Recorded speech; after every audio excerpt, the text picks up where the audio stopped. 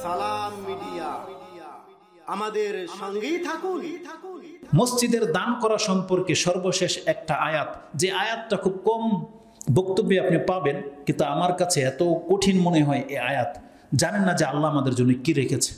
যারা আজকে মসজিদে টাকা দিতে চায় না, আল্লাহর ঘর বানাবে, মাদ্রাসা পরিচালনা করবে, এই খাতে টাকা যে খরচ করতে চায় না, আল্লাহ এমন একটা ধমক দিয়েছে তাদেরকে, যে আয়াতটা আপনি সব থেকে প্রিয় নামের সূরা মুহাম্মদুর রাসূলুল্লাহ সাল্লাল্লাহু আলাইহি ওয়াসাল্লাম নামের যে মুহাম্মদ আছে, সূরা মুহাম্মাদের সর্বশেষ আয়াতে পেয়ে যাবেন।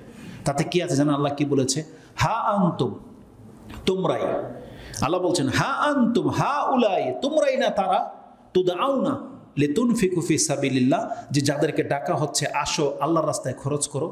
হা আনতুম হা উলাই তুদআউনা লিতুনফিকু ফি সাবিলিল্লাহ, হ্যাঁ তোমরাই তো, তোমাদেরকে তো ডাকা হচ্ছে যে আসো আল্লাহর রাস্তায় খরচ করো, খরচ করার জন্যে। ফামিনকুম মান মাইয়াবখালু, কিন্তু তোমাদের মধ্যে কতকরা কি করেছে?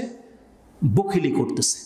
আল্লাহর পক্ষ থেকে ডাকা হচ্ছে আসো আল্লাহর ঘরের জন্য তোমরা খরচ করো, কিন্তু তোমাদের মধ্যে অনেকে আছে যারা বখিলি, কৃপণতা করতেছ। আল্লাহ বলতেছে, আল্লাহ তো প্রত্যেকটা চেহারাকে চিনে, কাদেরকে আল্লাহ ডেকেছে, কাদের টাকা আছে, আল্লাহ প্রত্যেককে চিনে। আল্লাহ বলছে তোমাদেরকে ডাকা হয়েছে আল্লাহর রাস্তায় খরচ করার জন্য, কিন্তু তোমরা কৃপণতা করতেছো। এই কৃপণতাটা কার সাথে? এটা আল্লাহ বলতেছে এই আয়াতের মধ্যে। কার সাথে করতেছো তোমরা কৃপণতাটা? কার সাথে? এলাকাবাসীর সাথে, কমিটির সাথে, যারা মসজিদ বানাবে তোমরা ডাকছে তাদের সাথে না, বরং আল্লাহ সুবহানাহু ওয়া তাআলা বলতেছেন ওয়ামাইয়াবখাল ফাইন্নামা ইয়াবখালু আলা নাফসিহি, সে আল্লাহর সাথেও কৃপণতা করে নাই, কমিটির সাথেও না, এলাকাবাসীর সাথেও না, বরং সে তার নাফসের উপরে কৃপণতা করলো, তার নাফসের উপরে, আর কিছু না। কারণ ওয়াল্লাহু গানিউন ওয়া আনতুমুল ফুকারা, আল্লাহ তো গনি, এটার ভাগ তোমাদের প্রয়োজন, আল্লাহর নয়। এই মসজিদে ইবাদত করবো, আমরা নেকি পাবো। এই মসজিদে আমরা বসবো, এসি চলতেছে, এটাকে আল্লাহ ভোগ করতেছে না আমরা ভোগ করতেছি? তাহলে আল্লাহ হচ্ছেন এগুলো থেকে বেপরোয়া, মুক্ত, অমুখাপেক্ষী, এগুলো আমাদের প্রয়োজন। আল্লাহ গানি ওয়া আনতুমুল ফুকারা, আল্লাহ বলছেন আল্লাহ হচ্ছেন এগুলো থেকে অমুখাপেক্ষী, তোমাদের এগুলোর প্রয়োজন আছে, তোমাদের প্রয়োজন। তারপর আল্লাহ সুবহানাহু ওয়া তাআলা বলছেন ওয়াইন তাতাওয়াল্লাউ ইস্তাবদিল কওমান গায়রাকুম সুম্মা লা ইয়াকুনু আমসালাকুম। এটা খুব মারাত্মক কথা। আল্লাহ বলছেন যদি এখন তোমরা আল্লাহর রাস্তায় খরচ করা থেকে মুখ ফিরিয়ে নাও, কোনো আপত্তি নেই। আল্লাহ বলছেন আল্লাহ তোমাদের জায়গায় এমন ব্যক্তিদেরকে হেদায়েত করে দেবে, এমন ব্যক্তিদেরকে সৃষ্টি করে দেবে যারা তোমাদের মতো অধম হবে না। আল্লাহ বলছেন তারা তোমাদের মতো হবে না। আজকে দেখেন না কেন, যারা বাপদাদার সূত্রে মুসলিম, হুজুরের ঘরের সন্তান, আলেমের ঘরের সন্তান, তারা কয়টা মসজিদ করেছে? বরং ইউরোপিয়ান দেশগুলো থেকে যারা দিনের দাওয়াত পাচ্ছে, অমুসলিমরা মুসলিম হচ্ছে, তারা তাদের সর্বস্ব ইসলামের জন্য লুটিয়ে দিচ্ছে, সর্বস্ব। কত টাকা খরচ করেছিল আশেপাশের লোকেরা, কিন্তু যা করেছিল সাহাবা ইকরামরা, আনসারগণ, কি করেছিল? তারা তাদের জীবনের সবকিছুকে বিলিয়ে দিয়ে দিয়েছিল। আর মুহাজিররা তো সবকিছু ত্যাগ করে দিয়ে চলে এসেছিল আল্লাহর জন্য। তা আল্লাহ সুবহানাহু ওয়া তাআলা তাদেরকে রাসূল সাল্লাল্লাহু আলাইহি ওয়াসাল্লাম যেহেতু জীবিত আর সাহাবীরা উপস্থিত, ধমকটা আল্লাহ তাদেরকে দিয়েছিল এত টাকা খরচ করার পরেও। আর আল্লাহ আমাদের প্রত্যেকের অন্তরের খবর জানে, অথচ আমরা যে মুখ ফিরিয়ে নিয়েছি আল্লাহর রাস্তায় খরচ করা থেকে, আল্লাহকে আমাদের অন্তরের খবর জানে না? আল্লাহ জানে।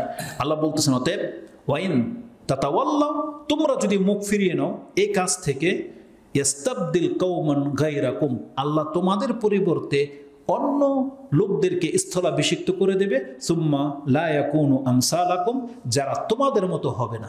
তার মানে ওই দায়িত্ব যখন তারা নিয়ে নেবে, তারা আমাদের মতন পিঠ ফিরাবে না, তারা সেটাকে বাস্তবায়ন করেই ছেড়ে দেবে।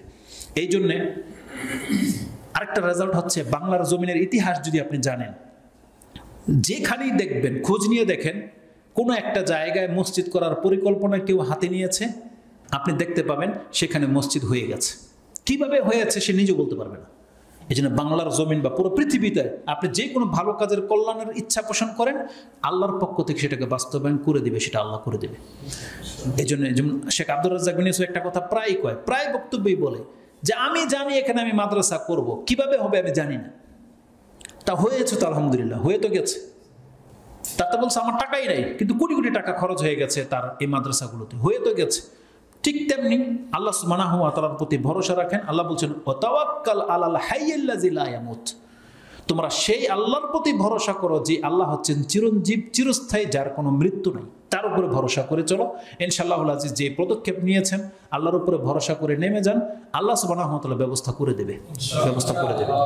আর যারা আশেপাশে মুসলিম আছে, যাদের ঘরে টাইলস, বাথরুমে টাইলস, তাদের ব্যাংকে লাখ লাখ টাকা জমা, তারা থাকতেও যদি এই জায়গায় মসজিদ না হয়, একটা নাজাত পাবে না। তাই মনে করি তারা নাজাত পাবে না, নাজাতের হক রাখে না তারা নাজাতের হক। বাঁচতে হলে তাদের এলাকায় এরকম কোরআন সুন্নাহর মসজিদ গড়তে হবে, আল্লাহ তাদের কাছ থেকে জবাব চাইবে, তোমরা করলে না কেন? যারা হকের দাওয়াত পেয়ে গেছেন আমাদেরকে করতে হবে এটা, এনি হাও, যেই কোনো অবস্থাতে। আল্লাহ আমাদেরকে তৌফিক দান করুন। আর কোনো কিছু বলার আছে মসজিদ সংক্রান্ত বিষয়?